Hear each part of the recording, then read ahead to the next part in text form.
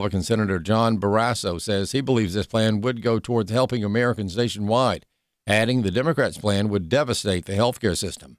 If the Democrats get their way, they will send another $83 billion directly from the federal government to health insurance companies, which, what have we seen with these things? That just raises prices even further. President Trump announced on Wednesday he is planning on launching his Trump Gold Card, which is an immigration initiative designed to provide a new, streamlined path to U.S. citizenship. Commerce Secretary Howard Lutnick explains what is important about the card and how it would affect people coming into the country. This is a $15,000 vetting to make sure we have absolutely the best people. And then they make a gift to the United States of $1 million. So finally, instead of coming in for free and just getting online and coming for free, now these people make a gift to the United States of America of $1 million. So these are the best people coming in. Minnesota Governor Tim Walz is facing significant scrutiny over a series of fraud scandals within state programs, with critics placing responsibility on his administration for failing to prevent or adequately respond to the misconduct. The most prominent case involves the Feeding Our Future scandal, a federally funded child nutrition program that prosecutors say was exploited during the pandemic, resulting in over $300 million in fraudulent claims. This is Fox News contributor Guy Benson. I think a lot of Minnesota taxpayers are more interested in him talking about defending them and their hard-earned dollars than some of these identity politics games that he's now playing. Tim Walz has presided over one of the worst financial scandals, at least on the government side, in the government sector, that I can recall. We're talking about more than $1 billion. I've heard from some people it's in the billions, plural, of dollars stolen from taxpayers in Minnesota through these schemes that were set up predominantly by members of the Somali community. The U.S. Supreme Court has declined to hear a case out of Texas that deals with certain books being banned from public libraries. Bronson Woodruff has more. The court declined on Monday to hear the case. It was an appeal on a Texas free speech case that allowed local officials to remove books that were deemed objectionable from public libraries. Jonathan Covey is policy director for Texas Values. This case started back in 2022, I believe, when there was a group of Alano County residents. They asked the local library to remove certain books promoting woke gender ideology, and the library complied, but then another group of residents sued to keep the books on the shelves. He explained the litigation then continued with a federal judge initially ordering some of the books restored. But then the Fifth Circuit later reversed that decision and ruled that removing books from a library shelf is not a constitutional violation. He said he thinks the Fifth Circuit was right. Local officials can protect residents and can make decisions about books, promoting harmful gender ideology in libraries without violating free speech. Libraries, they exist to serve their communities and not to, distribute materials that promote harmful gender ideology. He said he wants to emphasize his belief that there should be local control over library collections. Covey further said that removing books from a public library is not the same as banning them. I'm Bronson Woodruff. More news online at afn.net and on the AFN mobile app. I'm Rusty Pugh. If we lose this cultural war, we're going to have a hedonistic, humanistic society. Discover the story of the culture warrior Don Wildmon and how he went head-to-head with Hollywood, Playboy, the homosexual agenda, and the Disney empire. The movement Don started paved the way for Christians to boldly stand for truth and righteousness in a hostile culture. Watch Culture Warrior today for free. Visit culturewarrior.movie. Welcome to Today's Issues, offering a Christian response to the issues of the day. Here's your host, Tim Wildmon, President of the American Family Association.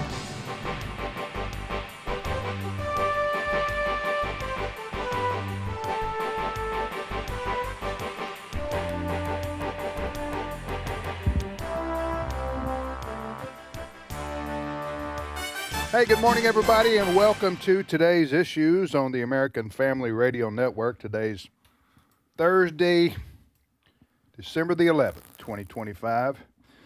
And as always, we thank you for listening to American Family Radio. So joining me in studio today is Wesley Wildmon. Good morning, Wesley. Good morning. Tony Vitagliano. Good morning. And Fred Jackson. Good morning, Tim. And a lot to talk about today. And before we do, Wesley, give us a deer hunting update. You were in the woods this morning. Yeah. You missed our show prep meeting, so you have no idea what we're going to talk about. Except for. Let me defend myself here, because nobody else in this, and T.I. is going to do it. That wasn't a negative accusation. I was just stating fact. I would like to say that I worked from the deer stand this morning. I read every email that went out. You did? Okay. I went above and beyond. You're prepared? How can you briefly read news stories while watching for a buck? Okay, how this is how how does you that do it. work exactly? Yeah, so you hang from a tree, and you get on your phone and you glance. Okay. So you're half in, you're half out. So you hang from a tree, glance down, glance up. I'm in and out. Okay, hang, glance, and okay, yeah, gotcha. hang, glide. That doesn't sound glide. very safe to me, Tony. But Yeah, I don't know. I mean, no one really pays attention to the news anyway. So That's if right. you're just kind of people glance at the news today. Okay. You know, But just that's to why see. we're here. That's right. We're going to make That's a difference. right. We're here to make the news of the day. We'll break it down for you. But I did miss the show prep this morning, so I am looking to see out of the stories we sent around what we're going to hit first. Okay. Show prep, for those listeners who don't know inside baseball lingo of the radio world, that is a meeting we have every morning, Fred. Yep. Prepping for this show because we know our listeners can count on. Go over the big stories of the day. Big stories, yeah. Yep. Well, speaking about deer hunting, for those that do deer hunt, understand that cold temperature drops really help with deer activity, and that's going to happen this weekend. I really don't care. Yeah. Well, you don't care about. You don't care about. You know what? That's a great. You know, he is paying attention. That's going to lead into one of our stories this morning. So he's actually ahead of the curve. What I'm saying, I don't like that. What you just talked about. That's right. You don't receive it. I don't receive. I'm going full charismatic on That's you right right. here. Yeah. And I don't receive that weather change. You rebuke that's that. coming. So I know that weather changes help. The cold air helps the deer hunter. Other than that, though, I agree with you. By the way, I tell my wife all the time, if it wasn't for deer hunting, I have no purpose in cold weather. I support Tim Wildman's position. Right. I think we need to declare, especially extreme cold weather, as a hate group, and that way we're able to attack it. All right, Fred. On a serious note. We got a lot to talk about, including we're going to be getting to some weather stories this morning. Yeah, well, why don't we start with that? Yeah. Because I don't think, Wesley, you would enjoy deer hunting in North Dakota over the next few days. Yeah.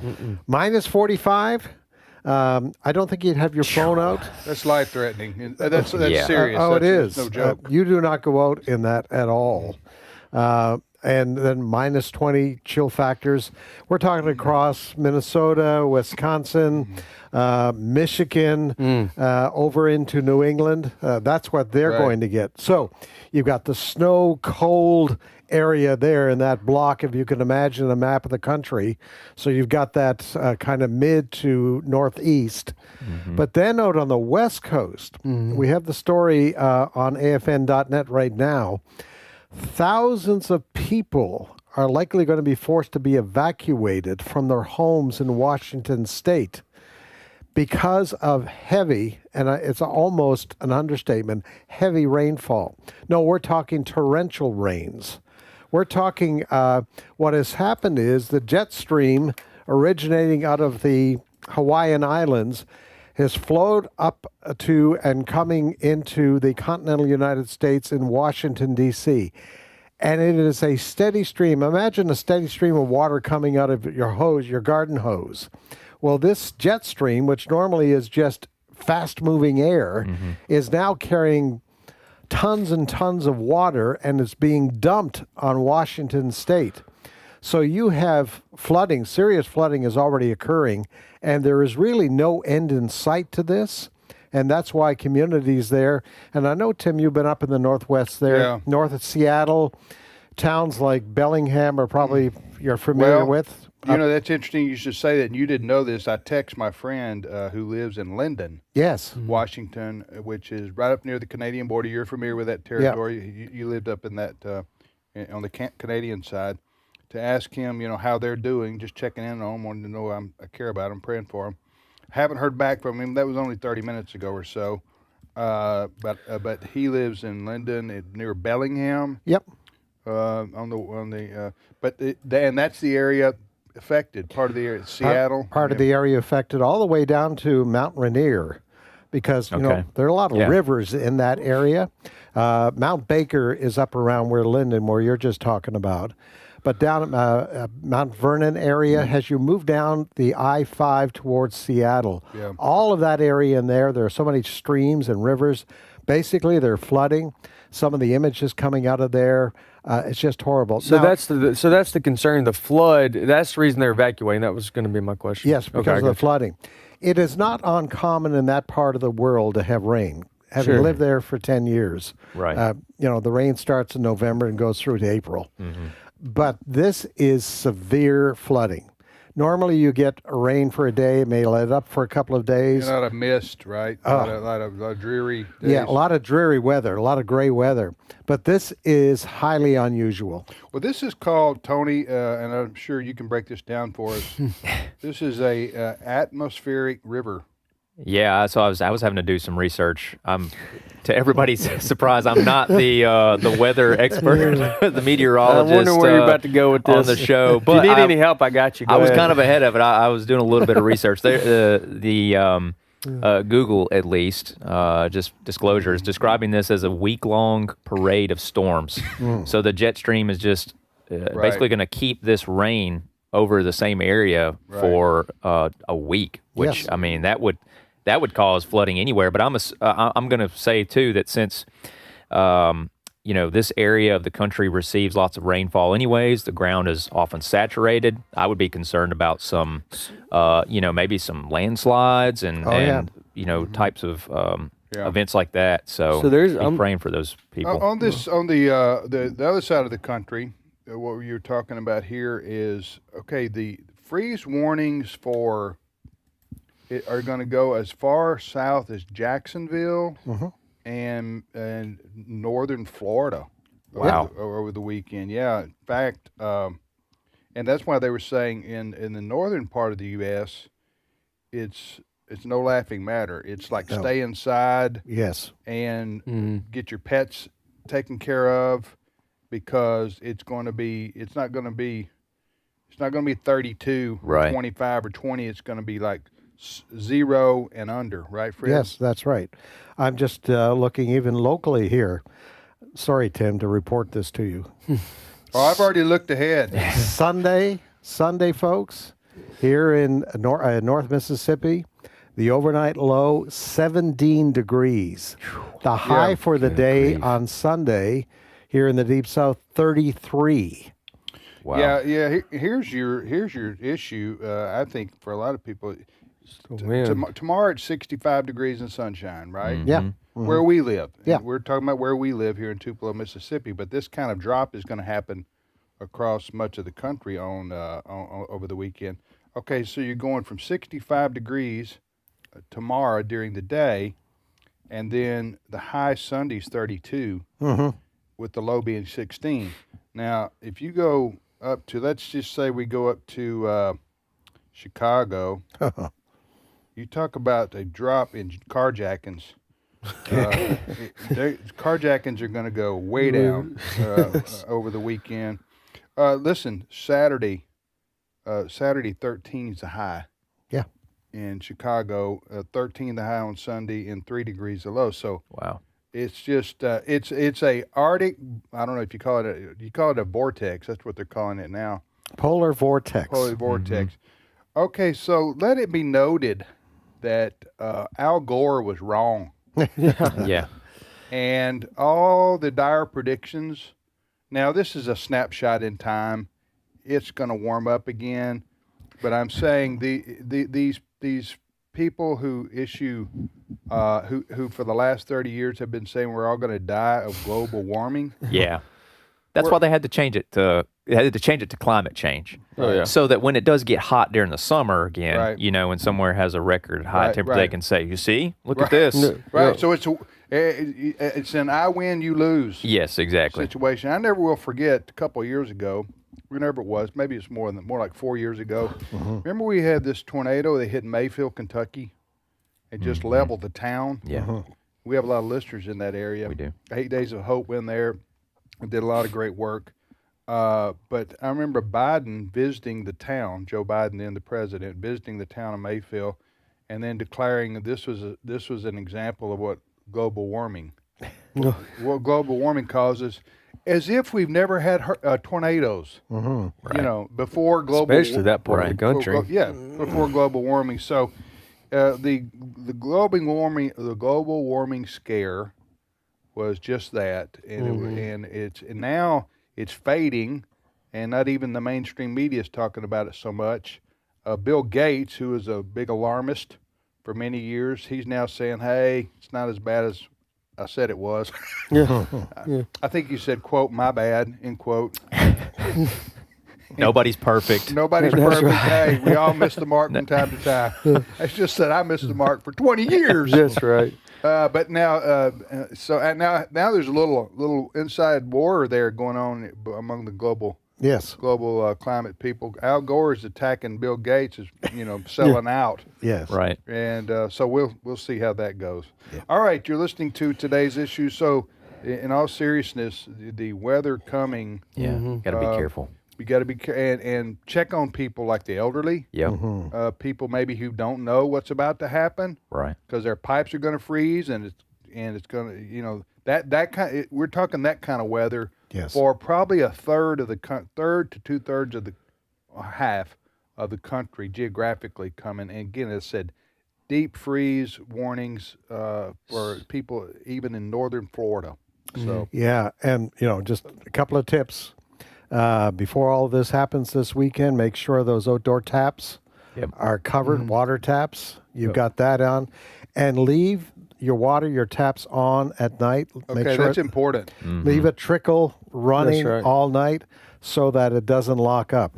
Yes. So just be aware of that. And if you got pets, folks, you got to find some shelter. You got to bring them in somewhere. Oh. You can't, pets will die in this kind of weather. Yes. People know that pretty much. But what about like livestock? Does that matter? I'm not a farmer, but or rancher. No. Of course, people who know how to take care of their animals in a situation like this. But I just wonder. I'm just shocked and disappointed that y'all have not shown any concern for the iguana. That's the iguana. Well, the iguanas in Florida, they have a keen sense of what's on the way. Sure they do. They sort of know they're about to freeze up. They know they're about to fall out of trees. Kind of freeze up. And they make plans for that. They get life insurance, things of that nature. Yeah. In the iguana world, it's... Well, I'll update you after the show, Tony, on the iguanas if you don't know. There will be falling iguanas in Florida. It's part of the show now. They really happen. Google it. I know. Okay. I've been around them. If you happen to be under the tree, it ain't funny. It's not funny. All right, Fred, what's on a more serious note? Yeah. You've got something going on. Right? Yes, kind of serious.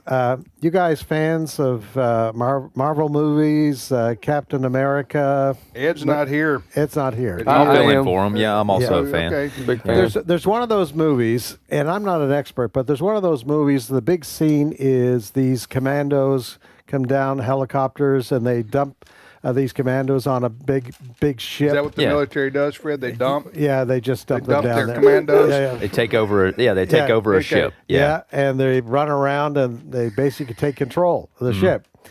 Well, there are images out there today that have nothing to do with a Captain America movie. All right? In the middle of a news conference yesterday dealing with something totally different, President Trump made this announcement, cut number 5. From the standpoint of news, as you probably know, we've just seized a tanker on the coast of Venezuela, large tanker, very large. Largest one ever seized, actually. And other things are happening, so you'll be seeing that later, and you'll be talking about that later with some other people. Yep. Why do I want to laugh when I hear him talk about the largest one ever seized? I think he knows. I think he knows it's the meme is to say the largest, the best, the biggest. But I mean, we're talking about a serious story here, and I can't help but laugh. We all got nervous habits, okay? That's a nervous habit of his. Trump's? Yes. Let's hear that again. I just want to. I just got to hear it one more time. From the standpoint of news, as you probably know, we've just seized a tanker on the coast of Venezuela, large tanker, very large. Largest one ever seized, actually.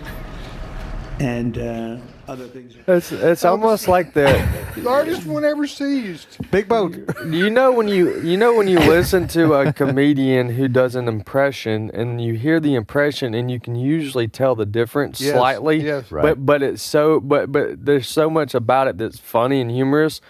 When he does it and you listen to the comedian, they're both so identical because usually when he gets through with his presidency, he could go on tour as himself. Yeah, just okay. And be all right. Listen. Okay. Yeah, we gotta get to the story though. This is a serious story. So I apologize if people said, "Why are you laughing?" But when you hear Trump talk, sometimes the way he speaks and things he says, this has nothing to do with his policies and which we applaud for the most part. I mean, I can't think of anything rough, but still, it's sometimes humorous the way he can't help. He brags about having the best eggs in the morning. So I mean, it's just amazing to me to hear him go. But it's the biggest tanker in the history of the world that was ever seized. Okay, so this was a serious situation. Is a serious situation, Fred, because U.S. commandos, which are like SEALs and like Rangers. I don't know if commandos are a specific Army Rangers. Somebody like says that. It's the Coast Guard. I think it was Coast Guard. Okay, the Coast Guard by the Navy. Okay, so they literally rappel from a helicopter or helicopters and seize this tanker. Yeah. Was it like off the coast of Venezuela? Yeah, these helicopters lifted off from the carrier USS Gerald R. Ford, our biggest carrier, and off the coast of Venezuela, this ship was seized. There's a story from the AP out there. The ship goes by the name of Skipper. And the reason that the administration is giving for this seizure of this vessel, they say it's been carrying oil to terrorist supporting nations like Iran from Venezuela. All right. So they've been tracking this thing for a while. It actually goes back, I think, awareness of this tanker goes back to 2022. And the tanker itself, I believe, it's a network, according to the AP, was reportedly run by a Switzerland-based Ukrainian oil trader, the U.S. Treasury Department has said. Anyway, they took over this big tanker. What are we going to do with it? I'm not sure. The story does not tell us what it's going to do. I am assuming it's going to be towed to a U.S. territory somewhere, perhaps Puerto Rico. I'm not sure. All right, let me ask you. This is all part of President Trump and the Trump administration's war against Venezuela. Right. War undeclared. Undeclared. Yes. Undeclared. All right, Tony, what's going on here? Well, it looks to me like we're trying to continuing to tighten the noose. So things that we were letting slide. I mean, like Fred said, this has been going on. This tanker's part of a shadow network of other tankers that move oil to sanctioned states, and so this is nothing new. I think why we're focusing our attention on it now is it's part of a broader focus, or it's actually a tighter focus. Yeah, more narrow focus. More narrow focus on Venezuela and putting pressure on Maduro. That's what I think this boils down to. That's the only explanation I can think of as to why now all of a sudden we decide to target this tanker. It's because it helps the narrative also that, this. What about if we just want the oil? Well, we could get it from other sources. Yeah, and I think two things can be true at the same time. Not on the tanker. I'm talking about taking over Venezuelan oil fields. Oh, what about that? You mean taking over the Venezuela oil fields? I don't know if they have fields. Aren't they out in the Gulf mostly? They're platforms. Yeah. If you were to ask, I think if you were to ask the opinion of most of the people in the room, I would say our focus is more so on Venezuela. Venezuela's maybe oil and less about Maduro, but I could be wrong, and maybe it is just about getting rid of Maduro. I don't know. Or it could be getting rid of Maduro so that you get a friendly administration in there, so that you can have better oil business dealings. Yeah, I don't know. And cut out the narco it seems very provocative to me. Like we could have done this anytime, right? Yes. With the justification that's been given here. Mm-hmm. And I don't know, there's not anything Venezuela can do about it. They don't have the military capabilities to do anything about it, Fred. So maybe this is President Trump saying, I will take what I want and you will leave when you will eventually, as Tony said, tightening the noose to get rid of Maduro. Yep. Yeah, but Maduro is the leader. Mm-hmm. He's the dictator of Venezuela. He is really bad person. He's hated by millions within Venezuela because of the way he's cracked down military. He's turned it into like a tyrannical country. Venezuela is a very beautiful country. I've wanted to go one day to those waterfalls that are world famous. I've forgotten the exact name of them, but and I've known Venezuelans. I think that's correct pronunciation. Yes. And they're the ones I've known are very friendly people. A lot of Christians in Venezuela. So, but they are under a situation that's a lot of them would like to see a changeover in the government. No question. The opposition leader, who has been forced into hiding now for 2 weeks, or 2 years, pardon me, she has been given the Nobel Peace Prize earlier this week. Right. And it had to be accepted by her family because she was even scared to go to that ceremony. But the other little sidebar story to this one is that the other big customer for Venezuelan oil is China. Yeah. So how is China going to react to this? I think that's part of the Trump administration's strategy for this pressure on Maduro is to box out China from our hemisphere. Yeah. If you can isolate Venezuela and then bring them alongside as a trading partner almost exclusively to us and our allies here, then you do put pressure on China 100%. All right, let's go ahead and take our break right here. This break you're about to hear is going to be the biggest break in the history of radio. I would just say nobody's ever seen anything like this break that's coming up right now. People are still talking about it, and it hasn't even happened yet. So we'll be back. My hands are moving up like a orchestra conductor. That's it. Because that's what Trump does, right? That's exactly what he does. Yes. Huh? Never a dull day with President Trump, right? And his administration. Nope. We shall return momentarily with Sandy Rios. She'll join us.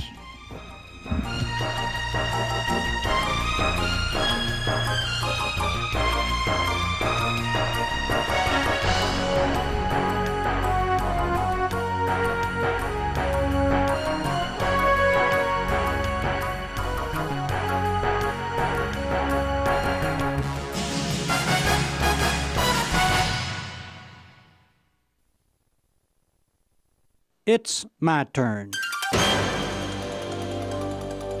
Here is your host for My Turn, Don Wildmon. Criticism. All of us at one time or another are victims of it. And all of us, sometimes too often, are guilty of it. But there is nothing basically wrong with criticism in itself. It is only that we humans have a way of misusing it. Most of our criticism isn't constructive or even given in a spirit of helpfulness. Most of our criticism is nothing more than our attempt to belittle another's efforts, and that's where the real problem comes in. We have no higher purpose in our criticism than to make someone else look bad. It's too bad that we don't use criticism more like our Maker intended for us to use it, in a spirit of love and concern for those we criticize. You know, I have an idea that if we used it in that method, there would be a lot less of it and more constructive results from it. Did you ever notice that those who get the most criticism usually give very little of it? And at the same time, these people usually do the most good for society and are appreciated the least for their efforts. Sure, there are exceptions, but generally speaking, that's the way it appears. I guess the reason that those who get criticized the most give very little criticism is that they know the deep hurt which cruel, cutting, unfair criticism brings. There are very few hurts that can compare with it. No one is immune to criticism, and those who more fully try to follow the way of the Galilean sometimes suffer the most. Many have been the number of people who have been pure in heart and sincerely trying to help their fellow man who have been criticized ever so harshly. I may be wrong about the matter, but I am of the opinion that if we are to be critical of someone or their way, we should at least offer a better way. Else, what good have we accomplished by our criticism? Any idiot can do the same, that is, be critical without being constructive. The Fisher of Men once said something about having a log in our own eye and trying to take a splinter from the eye of another. He said we would do well to first get the log from our own eye before trying to remove the splinter from our neighbor's eye. You know, the tragedy is that we don't follow this very practical advice. No, we can spot the smallest splinter in another while looking straight through our own log. 'Tis a real shame that this is the case, but the case it is. Once a person sets his sights high in this life, he's opened the door for severe criticism. For history records that those who have done the most for mankind have been those who have suffered the most criticism. So if one has ambition about leaving the world a better place to live, he'd better get prepared for the criticism that will follow. And while we know that to be the truth, somehow it just doesn't take away the hurt that criticism brings. This has been My Turn with Don Wildmon, a production of the American Family Association. In him we were also chosen, having been predestined according to the plan of him who works out everything in conformity with the purpose of his will. Ephesians 1:11. American Family Radio. This is Today's Issues. Email your comments to comments@afr.net. Past broadcasts of Today's Issues are available for listening and viewing in the archive at afr.net. Now, back to more of Today's Issues. Hey, welcome back, everybody, to the program Today's Issues on American Family Radio. We're here Monday through Thursdays. On Friday, we have Trivia Friday. That's tomorrow. So if you want some education, some learning, then... the best learning. It's the best learning university is what we call it. That's tomorrow at 10:05 Central Time on American Family Radio. Monday through Thursday, we do the best we can to depress you with the news of the day. And do a pretty good job of it, too. We try to pick the stories that are going to bring people down, and Fred does a good job of that. You got a great team that helps, too. We do. Exactly. We do. We So call it's them not any one person here. We call them the downer team, and they do a great job. Listen, before we get to our guest, Sandy Rios, I wanted to remind people, on a happier note, we've got some wonderful tours coming up in 2026, and if you want to join us, I'll tell you how, and I'll tell you the tours that we got planned here real quickly. And these tours I lead, or Stephen McDowell goes with me of the Providence Foundation. Alice, my wife, goes. Wesley and Walker, so it's my son. So we really put a lot of time, energy, and effort into planning these tours, and thousands of people have gone with us over the years, and so we've got a 5 out of 5 review. Why, you ask? How is that possible? 5 out of 5 review. That's because we don't have reviews. That's right. And so I'm the one who rates it, and I'm a dictator. That's right. So I thought you were going to say because you've done it for so many years that you've weeded out all the problems. I don't put our tours on a rating system because I don't want to. Listen, when you put everything you can into providing a great service for people, yes, I don't want people saying the salad dressing was bad on Wednesday. Yeah. Okay, I don't want to read that. Okay, I don't want to read that. So there's no ratings of tours. You're just gonna have to trust us on this one. In all seriousness, every time you do something, you learn something, get a little better. And at this point, you've been doing tours for how long? Since '91. Oh no, wait a minute. No, since '99. Okay, 99. Well, Since 99. the rating is that people keep coming back. We Often the sell- same people We're keep coming back full for on the our tours. we're full on our tours usually 3 months in advance. Like we've got a Holy Land tour scheduled for March, and we're full. Yeah. We're full. And now we're going to go in 2027, Lord willing. But I'm just saying we're full. So we fill up 3 months in advance on all our tours. So here's what I wanted to say.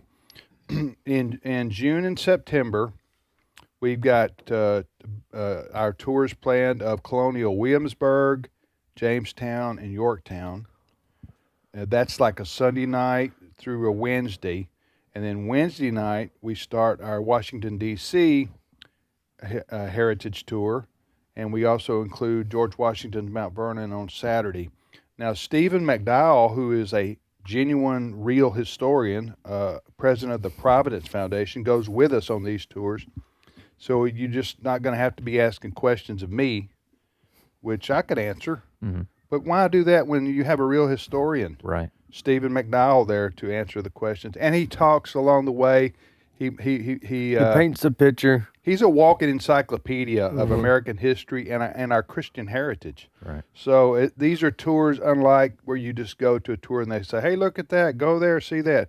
No, we give you the reasons. And we're with you the whole time. We don't drop you off That's and come right. back. That's right. The people, the places, the events, we go all through it. And as you say, Wesley, if you join us for both the Williamsburg and the D.C. parts, we take care of you for a whole week. That's right. Pick you up at the airport, and we take care of you with our bus, and we take care of you for the whole week. So there's a lot of good memories made. Yeah. People bring their kids. Yeah.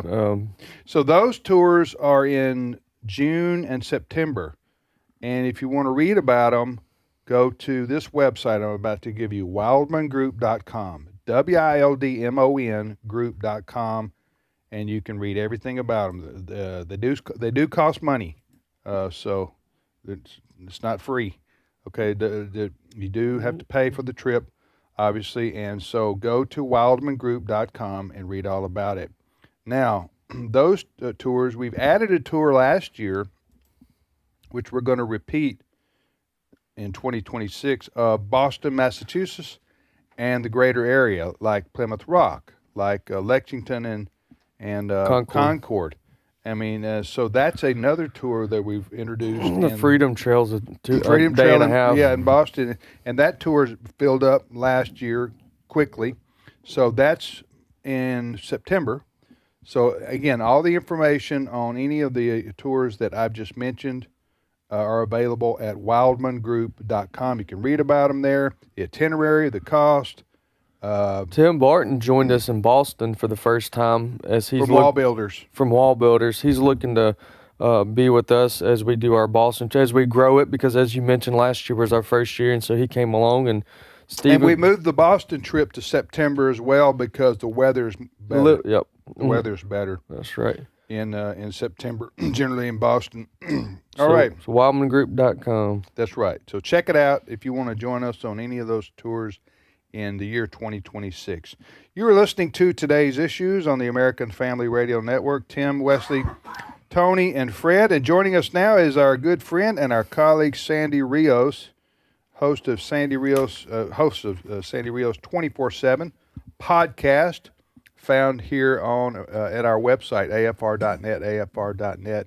Very popular podcast that Sandy does twice a week. Good morning, Sandy. Good morning, Tim, and everybody else.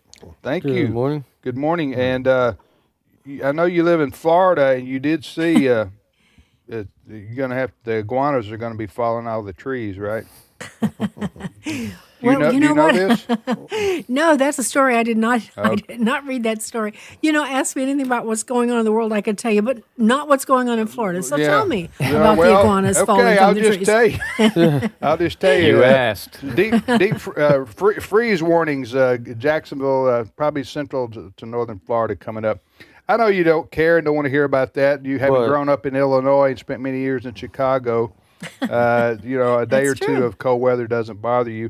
Hey, I wanted to ask you, Sandy, you mentioned last time you grew up in southern Illinois, and this is a Christmas season, and I just wanted you to talk about what Christmas means. This is going to be the easiest interview you've ever done, Sandy. What Christmas means to you, and give me a Christmas memory or two from. When you say heartland of America, I can't think of any more heartland than Southern Illinois. That's just Americana right there. Go ahead. It is the truth. Well, what it means to me, I think I sang in my church's Christmas program last Sunday. They had 2 performances. And I just come in from Chicago, delayed by the ice and so cold, Tim, so I almost didn't make it. But oh, you mean you were singing at your home church in Southern Illinois or in Chicago? No, Florida. I was coming back to Florida after being in Chicago. Oh, I got you. Okay. Delayed with the cold weather, so it's kind of a blend of the things you just said. Okay. But and I have to tell you, Tim, I really think the older I get, the more the story of redemption, the beautiful, music helps us to express the Christmas story in lots of different ways. It's the same story, not dull, but it's expressed in completely different ways, melody, words. And so music helps us discover afresh new concepts. And because it combines left and right brain, it is just the best way to worship. And I stand by that. I think the songs we did and the depth of their meaning, Isn't That Why He Came was one of the songs. Isn't that why he came? To save a lost world? It sounds so simple, but it just hits me again. And because I see the world, I talk about these, I'm, what do you call me, Debbie Downer? I am Debbie Downer. Yeah, well, the label just stuck with you. I gave it to you. No, the reason, because the world is really, we can see that it's coming apart. Right. And the more I see that, the more this means beautiful things to me. I just honestly elevated to a place of worship beyond measure. And I don't think I had, of course, that same appreciation when I was a kid, because how could you? You don't have life experiences. But I grew up in a home where my parents had been very poor. Was that in the Carbondale area or Mount Vernon, or where was this? No, we lived 15 miles from the Kentucky border and 15 miles from the Indiana border. Okay. Excuse me for my bad voice here. But they had come to Christ late, almost 40. And they had come up in poverty. So our Christmases we weren't poor. I'm not saying that. I'm saying my parents were. And so the way we celebrated Christmas was really like my mother would get me pantyhose or a clip for a sweater. We didn't have opulent Christmases. Mostly, and I'm not complaining about that. Right. I usually got a doll, which was I remember the first year I didn't get a doll, I cried. I was 12 years old. I'm not going to get a doll anymore. But we had a sweet Christmas, however simple. Yeah. And I think my mother's food, my mother was a great cook, and that was central to it. But what happened with me, Tim, really it's kind of a sad story, but I will just say Sasha was born in July of... Your daughter. My first child. Yeah. July of 1974, and proceeded to, at 3 months, to start having seizures. That's part of my story that a lot of people know. And it was the beginning of just a horrible, lifelong illness for her, brain damage. And I remember right before Christmas, that first year she was born, they had to shave her head, and she had beautiful, beautiful dark brown hair, lots of it. And that was our first Christmas, was her little lifeless body with a shaved pet, like a bald person, right? Hair, like an old man, hair on the sides and bald at the top. And so Christmas, where a lot of people had joy with their children, it was almost always... it's just a bittersweet, yeah. But I did music. Music was my life. And every year I celebrated, every year I did concerts. Beyond measure, soloists for this and that. And Christmas was always that wonderful music I described to you. So that meant a lot to me. Yeah. And so now Christmas is, because it's deeper for me as an older person who understands the world and is so grateful to God, And I have a wonderful husband, and God has blessed us in so many ways. Now I'm experiencing Christmas the way maybe some people have for years. Yeah, amen. Talking to Sandy Rios, and I just, we didn't have a topic per se today.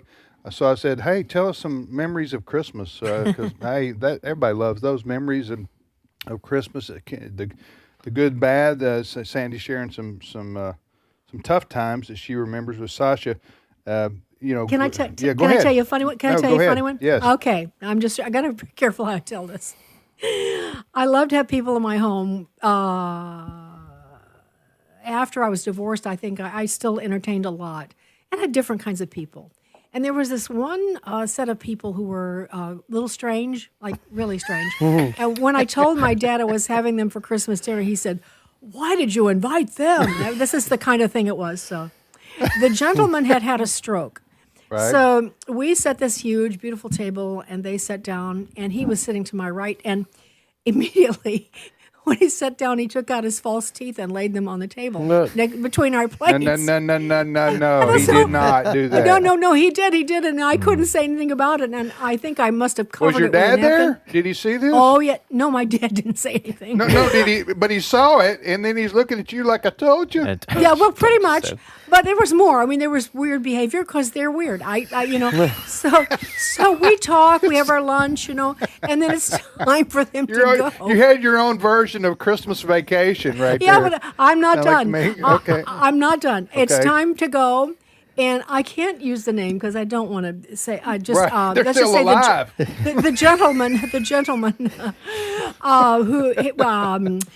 he said he couldn't speak clearly because he had this stroke. He said he can't find his teeth. I can't find my teeth. Oh, my word. I put them in my pocket. And I'm telling you, my mother and I went through every garbage bag with our hands, all the food that had been discarded, trying to find his teeth. And so finally my dad, this goes on forever. Then finally my dad says, well, he says he put them in a pocket. Look in the coat closet. And how could he put them in the coat closet? And so I go to the coat closet, and I'm putting my hand down the pocket of every coat. And I come like 10 coats in. I come to my son's coat. I put my hand in my son's coat pocket, and it was this gentleman's teeth. And your son's Merry Christmas. And the only regret I had was that I found them. I would love for my son to have gone to school on Monday and put his hand in the pocket and found the teeth. But that's one of the things. Oh my goodness gracious! I put them in my pocket. He kept saying that. Oh my word! How did they end up in your son's pocket? Did you just pick them up, or He didn't have the faculty to explain that, so I have no idea. Okay, fair enough. I don't know That's the how he mystery did that it. remains today. Exactly. How the dentures got in your son's pocket. My word! You could add a verse to the song, "All I Want for Christmas Is My Two Front Teeth." yeah. I could. I want them all. Everyone, I'm not just two. Fred, that's good. That's good. Or if I were still doing concert work, I could tell the story, then sing the song. Anyway. Oh my That's word! one of the funniest things that ever happened to me. I'm hurting. That's about the funniest thing I've ever heard, man. Oh my! So so you gave them back to him, and they went on their merry way, huh? And off he went with a warning from my dad. I better not do that again. Don't ever invite those. My poor dad, of course, it was my house, and I'm the cook. Yeah. If you want to do something for that family, we'll take it to their house. Okay, we'll take it to their house. Oh my word, that is so. We'll funny. drop off dinner. Yeah, that's right. We'll drop off dinner. So, Sandy, is there? You got another podcast for this week, or I just want to give you an opportunity to promote the podcast. Yes, thank you. This week I talked about new reports about how many children have been injured and killed from the COVID vaccine. Okay. And we believe that maybe more children were harmed than could possibly ever have been helped. And that's new research, and I talk about it in detail. It's really sickening, Tim. Okay. It's so upsetting. So when is that? Is that out there now? Ask your producer right Okay. now, Adam. Okay. Adam, he's got to Tomorrow. It'll be released tomorrow. Okay. And then the second one I interviewed, this was fascinating. There's a new book called The Golden Thread, and it's about the history of Western civilization, going back to the Greeks and the Romans. and it's co-written by two history professors, one from Harvard and one from, I believe it was Princeton. Yeah, Princeton and Harvard. Both men have been teaching for like 30 years. And the stories that they told, I just interviewed one of them, but he was fascinating. It talks about, Western civilization and how the Greeks, we know some of it, but how the Greeks and Romans, how that interplay happened between those cultures and the language and the reason, why we might be losing Western culture. What is Western culture? How does it, and architecture and art and all of that. It was fascinating. I highly recommend my own podcast. I do. So, okay. Well, you too. Well, you have great guests on too. Yeah. Thank you. I want you to go, folks, to if you want to listen to that one Sandy just described, that podcast is already up. That's right. Okay. The ones you mentioned about the vaccines and children having to do with COVID, that's coming up to be released tomorrow. So Sandy releases 2 podcasts a week. What you need to do is go to afr.net, click on the podcast, and then you'll see her banner for Sandy Rios 24/7, and you can subscribe there and get Sandy's twice a week podcast. They're always excellent, and you can go there and listen to the 2 she's just described. One of them already out, and one of them will be released tomorrow. Thank you, Okay, Tim. Sandy, I will say this. For the rest of my life, I will never forget that story. That's right. No. Shared. That is about that would make that would make a movie right there. Almost Just needed to stand up, start saying, "I pledge allegiance to the flag Christmas of the vacation. United States of America." yeah, that would be like something in Christmas Vacation, wouldn't it? That was all right. Thank you, Sandy. Appreciate it. Actually happened. Okay. Love you guys. Merry Christmas. Look out for those Christmas. falling iguanas in the next couple of days. All right. There's some I'll good let you know. YouTube videos All right, out there thanks. on that. All right. Okay, All right, Sandy. bye-bye. Bye. That's Sandy Rios. Oh my word! What would I don't know. what would y'all have done in that situation right there? No, I wouldn't be able to keep it straight. That's what Yeah, I but you're laughing. A man who's lost his teeth. I would I would get the belly laughing. I would have to lie. I just have to make up something. Why are you laughing? Here's why I'm laughing. Now, would it make any sense? I don't know, but I couldn't. What I want to know is how a man who loses his teeth. Let me rephrase that. Yeah. A man who misplaces his dentures. Right. Yes. Right. So he's gumming it, right?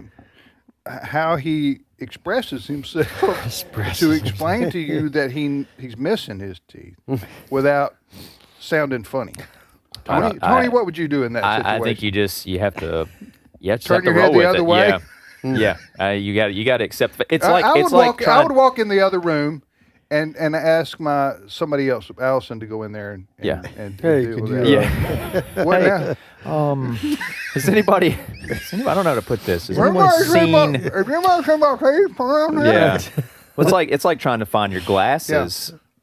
Yeah. When you've misplaced those, you really can't see. Everything's kind of blurry. Yeah. And then they're on your head. And then then they're on your head.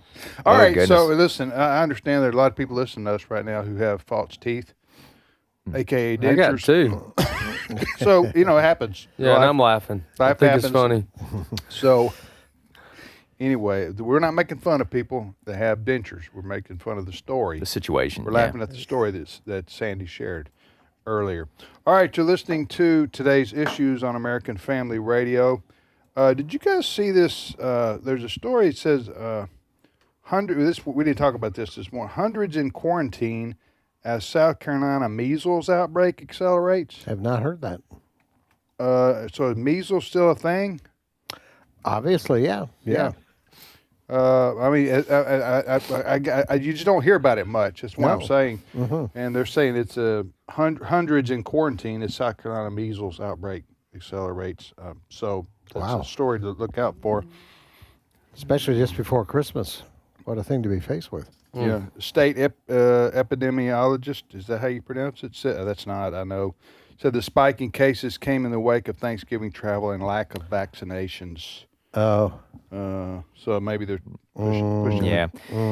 Well, you guys are skeptical here? Well, they had to throw in You guys don't believe in science? They had to What's throw wrong in with you the people? vaccinations. I can answer that. No, I do not. You don't believe in science. Okay. Nope. What would you say, Tony? This is according to NBC News data. The K-12 vaccination rate for measles, MMR, measles, mumps, rubella in Spartanburg County was 90% for the 24 through 25 school year. Yeah. It's 90%. What do you think when you hear that? 90%. Pretty good. Yeah. Right. Pretty good. But that's below the 95% level doctors say is needed to protect against an outbreak. Okay. They just pick these numbers out of the air. They do. They really exactly do. right. Well, you weren't at 95%. I'm really disappointed in so you guys here. You don't believe in medical science, I guess. Skeptics. I would also be put curious. a clover leaf behind your ear. I would also be curious to see what the levels of immigration that have occurred in Spartanburg County over the last 4 years. Let me just say this: I do think that the trust in the scientific community, in the medical experts, was greatly diminished during the COVID pandemic because of all the reasons we could go over that everybody already knows about.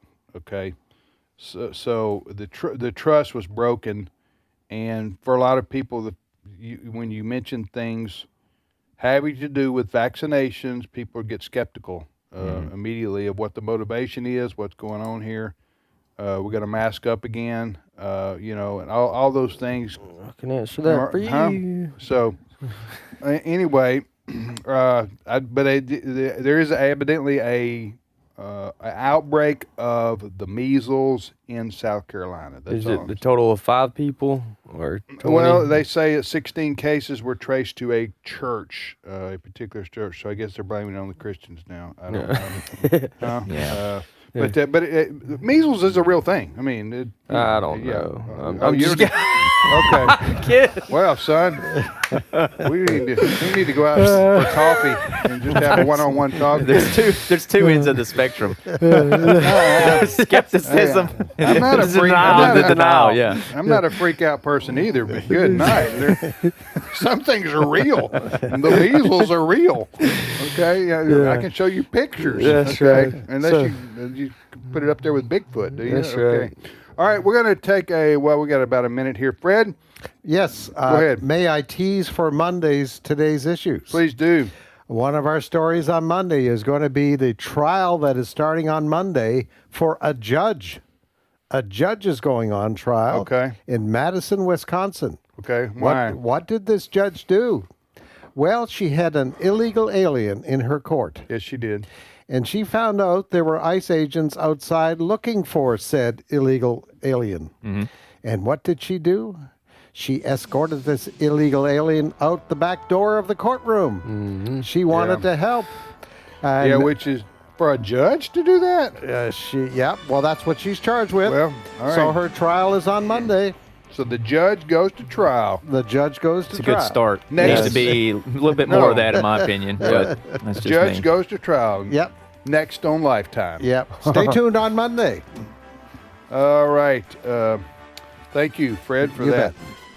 We shall return with more. We got another half an hour of this here show coming up in 5 minutes. Stay with us.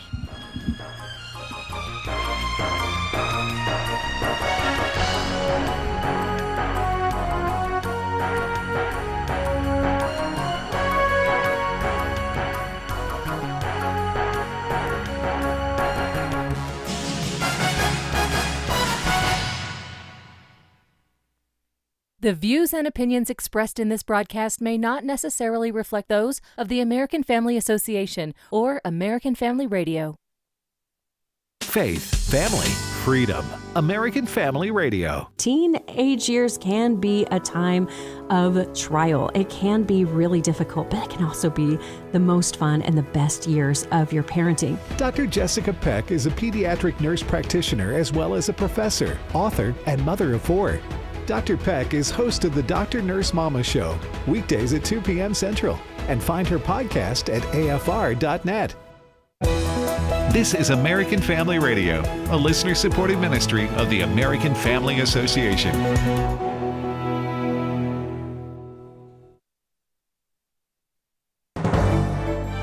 American Family News, I'm Rusty Pugh.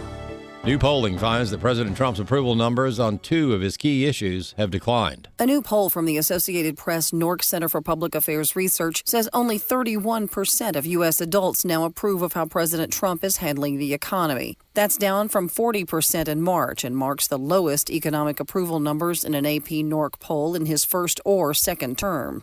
His numbers on immigration have taken a similar hit, from 49% approval in March to just 36% now. Trump's overall approval has fallen, but not as steeply as other areas. The new poll found that 36% of Americans surveyed approve of the way he's handling his job as president, down slightly from 42% in March. Tanya J. Powers, Fox News. The House Homeland Security Committee holds a hearing on worldwide threats to the homeland, questioning DHS Secretary Kristi Noem, the secretary touting the administration's work on illegal immigration. We have sent a strong message to criminal illegal aliens that we will find you, we will arrest you, and we will deport you. Senate Republican leaders are expected to close in on a plan to counter Senate Democrat leaders' proposal to extend the expiring Obamacare subsidies. Senate Majority Leader John Thune explains what he is hoping to get out of this meeting with members of the Democratic Party.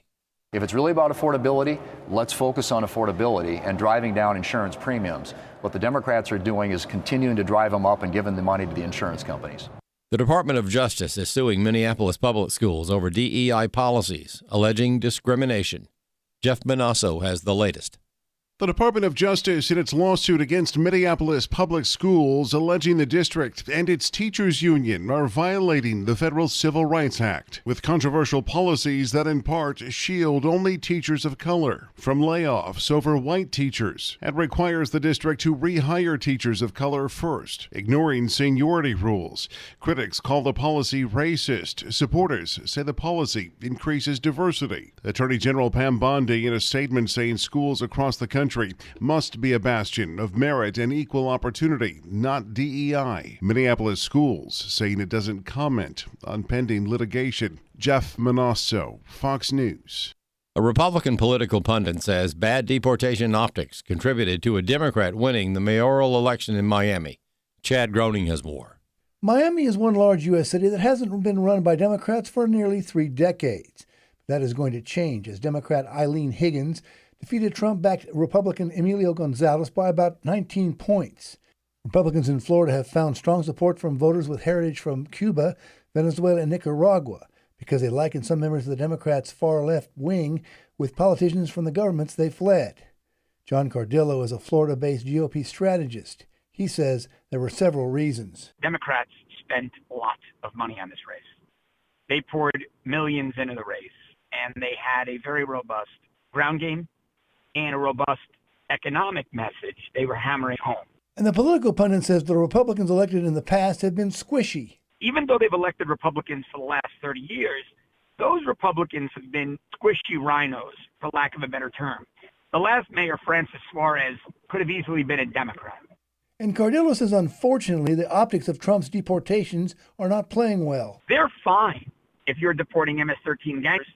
But local news down here is inundated with restaurant managers with no criminal record being hauled out in handcuffs in front of their crying kids. And so while I'm a fan of the president's immigration agenda and the governor's immigration agenda, there's no doubt that those optics, those constant local news stories, pulled on the Hispanic community, in addition to them knowing many people who were affected either directly, familially, or indirectly being deported. I'm Chad Groening. The number of Americans applying for unemployment benefits jumped last week. The Labor Department says U.S. jobless claims for the week ending December 6 climbed by 44,000 to 236,000. Applications for unemployment aid are viewed as a proxy for layoffs. More news online at afn.net and download the AFN mobile app for your Apple or Android device. I'm Rusty Pugh. Every day, AFA offers biblical insight on issues that others aren't willing to touch in the hopes that you'll become a world changer. That's why we're offering an in-depth worldview training course called Activate. 13 different professors teaching 18 sessions, all available online, including a printed workbook to help you apply what you've learned and 1-year access to AFA streaming content to give you even more resources. Find out more about Activate and sign up today at activate.afa.net. Today's Issues continues on AFR with your host, Tim Wildmon, President of the American Family Association.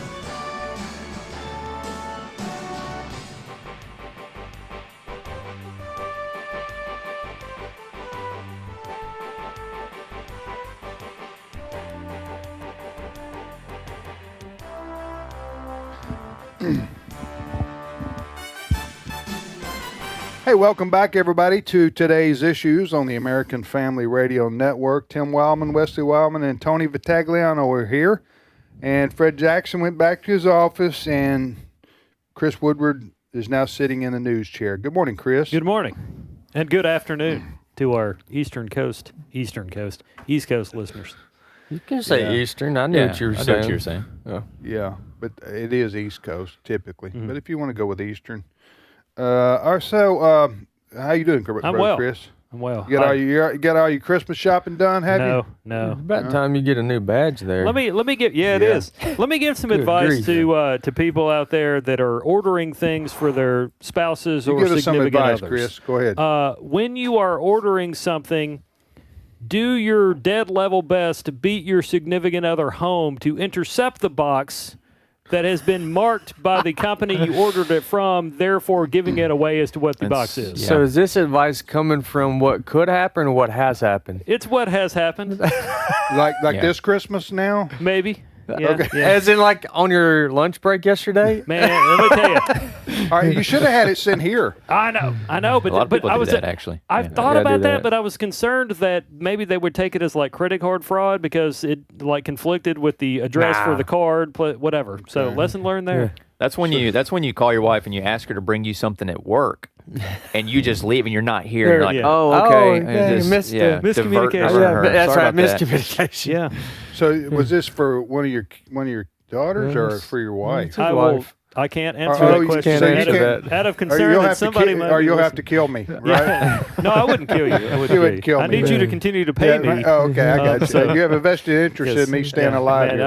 I will pick Okay. up your dry cleaning or Okay. restrap All right, the but that parking is lot. that is a problem for a lot of people. Is how do I order for my family without tipping them off of getting? Yeah.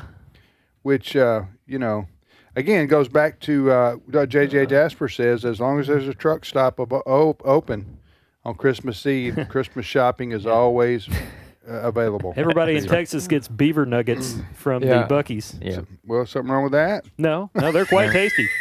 The beaver is Nothing wrong good. with that. Beaver nuggets. Since we're giving advice, don't ever fall for the I don't want anything or need anything for Christmas.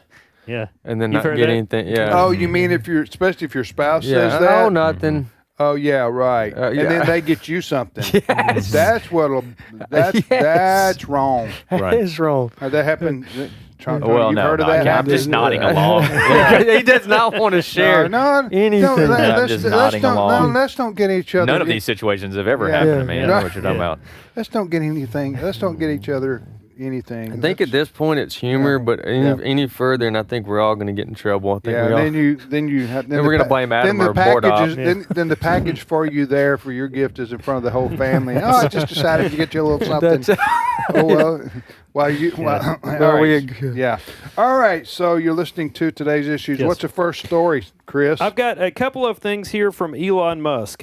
He was on Katie Miller's podcast yesterday. Occupy Mars. Yes. Katie Miller is the wife of Stephen Miller, who works for the Trump administration. Right. Katie has a podcast and interviews a whole bunch of famous people. Her latest podcast includes Elon Musk, and they got into a number of topics. I'm just going to bring in a couple of clips here. The first one is when she asks him if Doge was successful, and I do want to give you guys a heads up. There's a few pregnant pauses in here in the way of Elon Musk and his response. But was Doge successful? Clip 16. We're a little bit successful. We were somewhat successful. I mean, we stopped a lot of funding for that really just made no sense. That was just entirely wasteful. Where like, for example, there was probably 100, maybe $200 billion worth of zombie payments per year, which simply by enforcing that there be a payment code and an explanation for the payment, that the payment would not go out. So we made that change to the main Treasury computer and a bunch of other computers. It seems like insanely obvious, but there are just, call it. We're going to stop here. I'm about to go to sleep. Yeah. Now, so I played that one. This is less pauses here, but now to the money question. Katie Miller asks Elon if he would do Doge again, and it's less slow. Clip 17. Would you do Doge again, knowing what you know now? I mean, the thing is, I think instead of doing Doge, I would have basically built, worked on my companies essentially. So, and the cars they wouldn't have been burning the cars. You gave up a lot to do Doge. Yeah. Like if you stop money going to going for political corruption, they will lash out big time. Mm-hmm. So they really want the money to keep flowing. So if you stop it from flowing, there's like a very strong reaction to stopping the money flowing. What was Doge? Doge was the Department of Government Efficiency. Mm-hmm. Department. I knew what it was, but I couldn't remember the acronym. Yeah, Department of Government Efficiency. Yeah, it's always tough when you have a state in any country that's as bloated as ours is currently. I think about federal government. The federal government, yes. Milei, is it Milei or Milei in Argentina, right? Mm-hmm. That was his thing, right? The chainsaw. And that was kind of what Elon Musk kind of looked up to and wanted to follow that model. Just day one, we're just cutting entire departments. Honestly, that's probably what needs to happen. But what happened in Argentina is that there is such an entrenchment of these departments, these government programs, that Argentina now needs a bailout from us because you've just started ripping things out and it starts to fall apart quickly. There's should they keep going? Some people would argue, that Doge should keep going and they should do more. But I think what we found out really quickly is that, first of all, there's not as much of a willingness for government to cut government spending as certain parties and political commentators would have us believe. And the other part is that it can get kind of messy. Now he's right. The USAID that was a part of the shadow funds that was producing was flowing into certain Democratic, super PACs, super funds, shadow funds, whatever. So he did get pushback on that. And the people that benefit the most from the federal government programs that are bloated, as you say, and a lot of times unaudited or unaccounted for where the money goes, as we've seen what happened with in Minnesota. Yeah. With the Somalis fraud. They're frauding the federal government to get grants to organizations that don't even exist or don't do anything. They're just shell. That's a big scandal in Minnesota involving the federal government's money, i.e. our taxpayers' money. We're going to hear and see more of that, what's going on. 70-something people have been indicted over this. But, yeah, the waste, the fraud, the abuse of our tax dollars with federal government spending is that's what Doge and Elon Musk were trying to get started is how to deal with this and how to spotlight this, and as much as he could with executive orders from President Trump to do something about it. And it was it was a big show for about a couple months. I say show not in a disrespectful way. I'm saying it was a big deal in the news for a couple, 3 months maybe. And then Elon Musk, he got enormous backlash from the left. Oh, yeah. That's what he was talking about. He said, I probably could have focused on my companies and not had our cars being burned by left-wing radicals, right. to make a point that he's the devil. And the other the fact of the matter is that if there is ever another Democratic administration, a lot of this waste is probably going to boot back up. Oh, sure. I mean, they'll start granting these contracts again, and they'll leave them in place for years. It's just. Well, now I will say one significant thing that President Trump and his administration, they've tried to do a lot. They've been successful sometimes, but the effort has been there for the most part. Right. In doing something about this, his administration has ordered the SNAP program, which otherwise known as food stamps, right? Mm-hmm.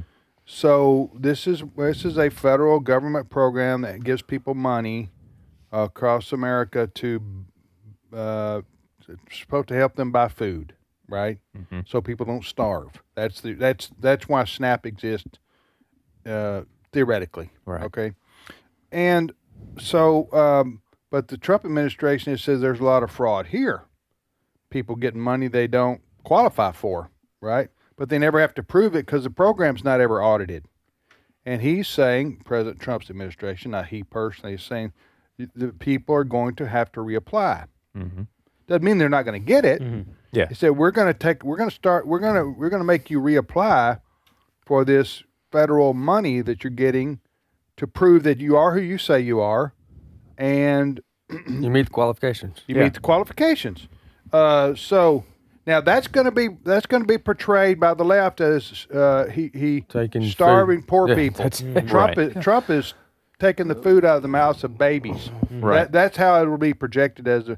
But no, that's not true. What he's trying to do is do something about on that particular program fraud, abuse, and so Well, again, the problem with the federal government is there's the bigger something, the more centralized power gets, the harder it is to stop corruption, and that's why the founding. I'm getting into some political philosophy here, but this is the reason the founders didn't want centralized power in the nation's capital, in Washington D.C. Because they wanted it in the states. Because the more localized you are with the government, the more accountability there is. Yeah, right. Yeah, Yep. And so but the more power that Washington, D.C. wants to absorb, that's why I think it's a good idea to, like with the FBI, for example, or the Justice Department, let's put them in Omaha. Yep. Put some of the offices in in Waco or I don't know, wherever. But to get some of this power out of it, even physically, get it out of Washington, D.C. So anyway, that's just back to Doge. Elon Musk, he did personally sacrifice. Now he's still going to be able to make his house note. Yeah. Okay. He'll be fine. But he did sacrifice for the sake of our country, I think, and I think he should be commended. He tried. He tried to do something, which is not something that has happened for decades. He tried. Yeah. Yeah, that's right. You're listening to Today's Issues on American Family Radio. Tim, Tony, Wesley, and Chris. Chris, what's your next story? All right. So several people with podcasts and television shows and whatnot have long been sharing conspiracy theories about the assassination of Charlie Kirk. And yesterday, Charlie's widow, Erica, went on Fox News. She was on the Outnumbered program on Fox, which airs around noon every day. And she responded to the conspiracy theories out there. Now, one of the people in America that's been making the most headlines for sharing conspiracy theories has been Candace Owens, who used to work with Charlie Kirk at TPUSA many moons ago. Erica did not mention Candace by name, but many people have taken her comments here about somebody making millions or thousands of dollars off every video. Many people are taking it into Erica saying this about Candace. Clip 13. Come after me, call me names, I don't care. Call me what you want. Go down that rabbit hole, whatever. But when you go after my family, my Turning Point USA family, my Charlie Kirk Show family, when you go after the people that I love, and you're making hundreds and thousands of dollars every single episode going after the people that I love because somehow they're in on this, No. This is not okay. It's not healthy. This is a mind virus. Yes, I believe in our judicial system. I do. Just know that your words are very powerful, and we are human. My team are not machines, and they're not robots. They are human. We have more death threats on our team and our side than I have ever seen. I have kidnapping threats. I have, you name it, we have it. And my poor team is exhausted. And every time they bring this back up, what are we supposed to do? Relive that trauma all over again? They watched my husband get murdered. Wow, those are some powerful words from Erica. Erica Kirk there. Wesley, you want to comment on that? Yeah, this is the first that I've seen thus far her be. She's talking about Candace Owen primarily. That's right. It's one of the first times that I know that she's responded to her. I know that their staffers mentioned the other day in one of their podcasts that they've withheld this long, because Candace had been doing this for several weeks now, a couple months, that they've withheld this long to comment on Candace Owen in hopes that with time she would stop it, tone it down, and remember. For those who don't know, Candace Owen she's very well known, but what she's been doing is she's been having podcasts where she makes claims.